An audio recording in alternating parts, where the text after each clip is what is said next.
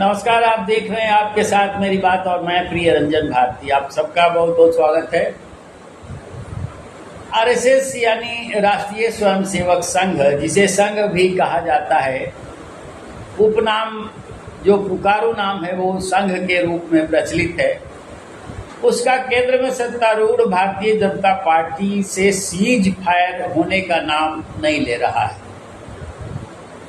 ये कोई बड़ी बात नहीं है। एक सामाजिक और राष्ट्रवादी विचार के संगठन का किसी राजनीतिक दल से ऐसी कोई सहमति बने और सीज फायर जैसी स्थिति हो, ये कोई जरूरी नहीं है।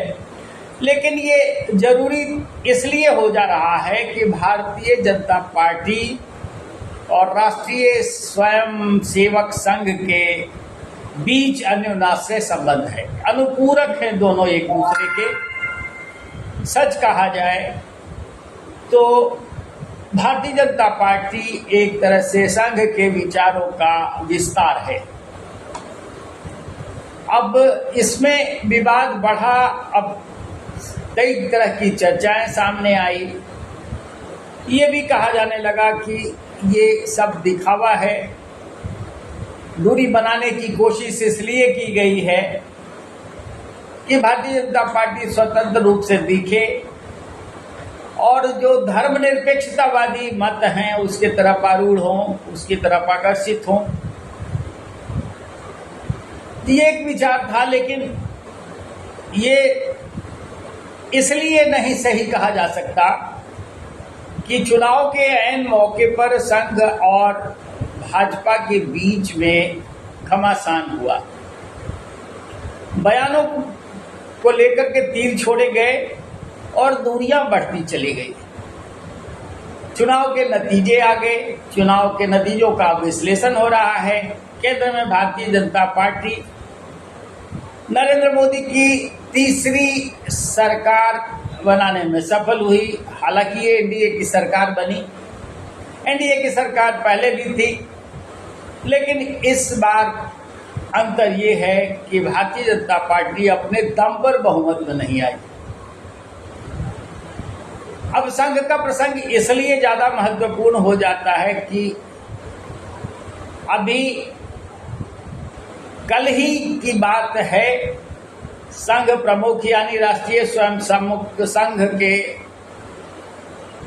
प्रमुख मोहन भागवत पूर्वोत्तर क्षेत्र के कार्यकर्ता प्रशिक्षण शिविर में, जो उत्तर प्रदेश में संपन्न हुआ, उसके समापन के मौके पर एक कार्यकर्ता के सवाल का प्रत्युत्तर देते हुए साफ कह गए कि भारतीय जनता पार्टी के वर्तमान राष्ट्रीय अध्यक्ष जेपी नड्डा का बयान उनका निजी बयान है। उनके ये विचार नितांत व्यक्तिगत हैं और वो संगठन के विचार नहीं हो सकते। मैंने पहले भी आपसे ये वीडियो साझा किया है कि संघ की नाराजगी भारतीय जनता पार्टी से क्यों बढ़ी। अब ये प्रसंग ताजा इसलिए हो उठा है कि मोहन भागवत ने फिर से एक सवाल के जवाब में साफ कर दिया कि जेपी नड्डा का विचार उनका अपना विचार है, संगठन का विचार नहीं है। मोहन भागवत पहले भी कई उदाहरणों को प्रस्तुत करते हुए अपनी नाराजगी पेश कर चुके हैं और मैंने आपको ये बता भी रखा है। इस पर दो एक वीडियो साझा करते हुए आपसे ये बात कही है कि इस बार संघ ने खुलकर भारतीय जनता पार्टी की मदद चुनाव में नहीं की। अक्सर ये होता रहा है कि संघ की अनुषांगिक इकाइयां और उसके स्वयंसेवक बाजाबता काम करते हैं चुनाव में। संघ की बैठकों में एजेंडा तय होता है और कार्यकर्ता मिलकर सामूहिक रूप से वोटों का आग्रही बना देते हैं समाज को वोटों का रुझान और वोटों का जिस तरह से आकर्षण बढ़वाने का काम संघ करता रहा है पिछले दिनों, वो इस बार नहीं देखा गया। संघ के कार्यकर्ता स्वयंसेवक समूहों में जुटे तो सही, लेकिन मोहन भागवत का यानी संघ प्रमुख का कोई निर्देश ऐसा नहीं था कि भारतीय जनता पार्टी के प्रति लोगों का रुझान, लोगों का आकर्षण और खिंचाव बढ़ाने की मेहनत की जाए, कार्यकर्ता इसमें जुटे और हर स्तर पर ये अभियान चलाया जा सके कि भारतीय जनता पार्टी का बड़ा विजय इस चुनाव में हो सके। पहले भी संघ की नाराजगी देखी गई है, लेकिन इस सत्र पर नहीं देखी गई। अब ये सवाल उठता है कि आखिर संघ और भारतीय जनता पार्टी के बीच में ये दूरी क्यों बढ़ती जा रही है। ये सवाल उठना बेहद लाजिमी भी है। ये तब है जबकि कई राज्यों में आने वाले दिनों में विधानसभा के चुनाव होने वाले हैं। उसमें बिहार भी शामिल है।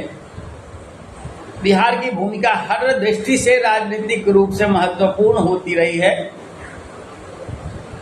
और केंद्र या राज्य में एक बड़े जनादेश के लिए संघ की एकजुटता और भारतीय जनता पार्टी के प्रति उसकी तल्लीनता खासा महत्वपूर्ण हो जाती है। अभी पटना प्रवास के दौरान संघ प्रमुख मोहन भागवत ने नाराजगी प्रकट की थी। एक बहाने उन्होंने ये प्रसंग छेड़ा था कि राजा को अहंकारी नहीं होना चाहिए, और चुनाव के बाद एक ऐसा भी मौका आया जब संघ प्रमुख ने खुलकर ये कहा कि अति आत्मविश्वास के कारण भारतीय जनता पार्टी बहुमत के आंकड़े से पिछड़ गई। तो क्या अति आत्मविश्वास को कम करने के लिए संघ ने कोई चेष्टा नहीं की? अगर चेष्टा नहीं की तो वास्तव में ये प्रतिफलित हो रहा है कि संघ की नाराजगी की वजह से ही भारतीय जनता पार्टी बहुमत नहीं हासिल कर पाई इस बार। आपको ये बताना महत्वपूर्ण समझता हूं कि आरएसएस और भारतीय जनता पार्टी में किस तरह का अन्योन्याश्रय संबंध है। ये आप जान ले कि संघ का कोई पदाधिकारी या प्रशिक्षित कोई भी वरिष्ठ स्वयंसेवक भारतीय जनता पार्टी का संगठन मंत्री हुआ करता है। सांगठनिक कामों के देखरेख के लिए संघ की भूमिका कितनी महत्वपूर्ण होती है भारतीय जनता पार्टी में, इससे आप अंदाजा लगा सकते हैं कि सीधे संघ हस्तक्षेप करता है और संगठन मंत्री जो प्रांतीय इकाइयों में या फिर भारतीय जनता पार्टी की राष्ट्रीय इकाई में जो संगठन मंत्री होता है वो संघ से ही भेजा जाता है। आज भी है ये व्यवस्था, लेकिन संघ की इस कदर की नाराजगी ये बताता है कि नरेंद्र मोदी की सरकार जिस तरह से अति आत्मविश्वास में चली जा रही थी उसका ही प्रतिफल है कि आज संघ अपनी दूरी बना करके इस तरह से आगे के उपक्रम साध रहा है। अब संघ की बातें इस तरह से भी आ रही हैं कि प्रधानमंत्री नरेंद्र मोदी के प्रति आरएसएस का लगाव कम हुआ है और उसका ध्यान दूसरे नेताओं को उनके मुकाबले कहीं अधिक महत्व देकर आगे बढ़ाने की ओर है। ये आपको बताना जरूरी समझता हूं कि संघ इस रूप में नरेंद्र मोदी के विकल्प के रूप में अब उत्तर प्रदेश के मुख्यमंत्री योगी आदित्यनाथ, नितिन गडकरी जैसे नेताओं को अधिक तवज्जो दे रहा है। ये खतरे की घंटी क्या नरेंद्र मोदी के लिए नहीं है? जब नरेंद्र मोदी का प्रधानमंत्री पद के उम्मीदवार के रूप में ऐलान हुआ था तब संघ की पूर्ण सहमति थी, लेकिन आज तीसरी बार जब केंद्र में नरेंद्र मोदी की सरकार है तो संघ की नाराजगी ये इंगित करने के लिए काफी है कि आगे का राजनीतिक रण अब केंद्र नरेंद्र मोदी को आगे रख करके नहीं लड़ने वाला है। उनके विकल्प की तैयारियां हो गई हैं। बेहतर विकल्प कौन हो सकता है और कब उसे सार्वजनिक रूप से घोषित किया जाएगा, ये कालांतर में घटित होने वाला है। लेकिन आज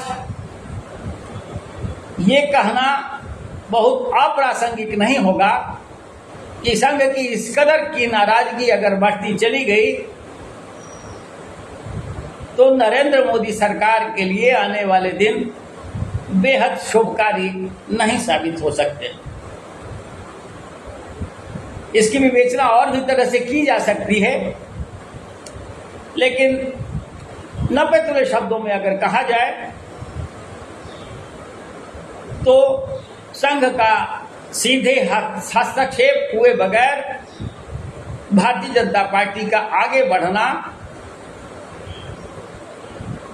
और राष्ट्रीय स्तर पर अपने विजय और विकास की गाथा को आगे और ले जाने में उसे कठिनाई हो सकती है। देखिए आगे आगे होता क्या है। बस इतना ही कि संघ की नाराजगी और भारतीय जनता पार्टी का इस तरह का मनोबल बढ़ना खतरे की घंटी है। देखना महत्वपूर्ण होगा कि आगे होता क्या है। आज के अंक में बस इतना ही। नमस्कार।